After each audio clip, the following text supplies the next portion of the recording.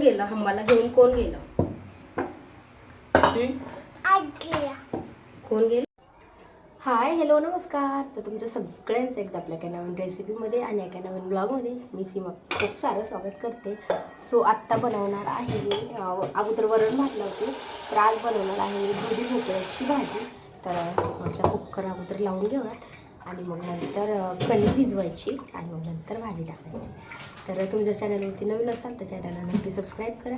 त्या साईडला bell icon आहे ते पण क्लिक करा, जेणेकरून माझे प्रत्येक नवीन व्हिडिओचं नोटिफिकेशन सगळ्यात आधी तुम्हाला भेटेल. तर मी अगोदर ना वरण भात लावून घेते, नंतर भाजी बनवायला घेते.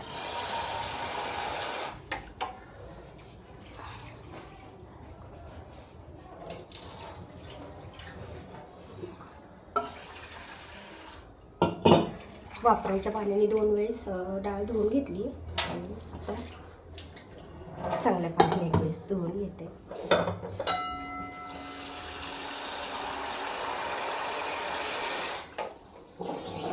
ते पण पाणी चांगलंच आहे नळाचं, पण काय होतं की ते वरती टाकीमध्ये जास्त दिवस राहतं, टाकी वगैरे कोणी धुत नाही वरची, त्याच्यामुळे आम्ही ते प्यायला म्हणजे स्वयंपाकाला वगैरे नाही वापरते.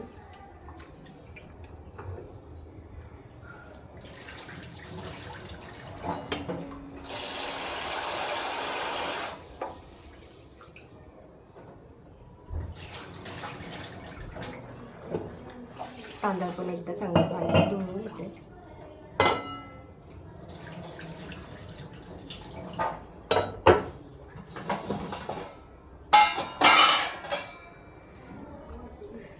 डाळीमध्ये थोडीशी हळद आणि मीठ आणि भातामध्ये मीठ टाकून घेते.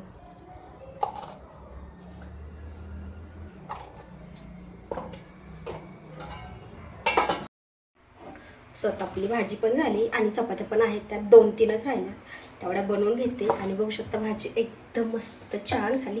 तर तुम्हाला ही रेसिपी कशी वाटली मला कमेंट करून नक्की सांगा. व्हिडिओ आवडल्यास लाईक करा आणि चॅनलवरती नवीन असाल तर चॅनलला पण सबस्क्राईब करा. त्या साईडला बेल आयकॉन आहे ते पण क्लिक करा, जेणेकरून माझ्या प्रत्येक नवीन व्हिडिओचं नोटिफिकेशन सगळ्यात आधी तुम्हाला भेटेल. आणि आता भेटूयात नेक्स्ट व्हिडिओमध्ये.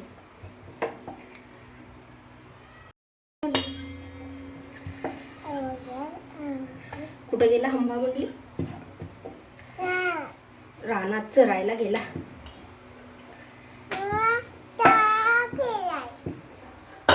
कोण गेलं हंबाला घेऊन? कोण गेलं?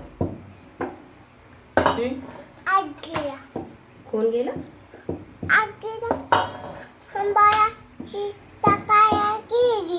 हो. तुला द्यायची चपाती अजून का बस झाली? बस खाल्ली का? पोट भरलं?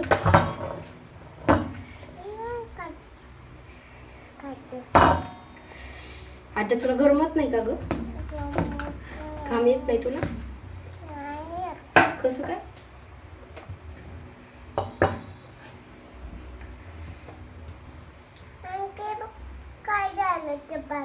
काय झालं?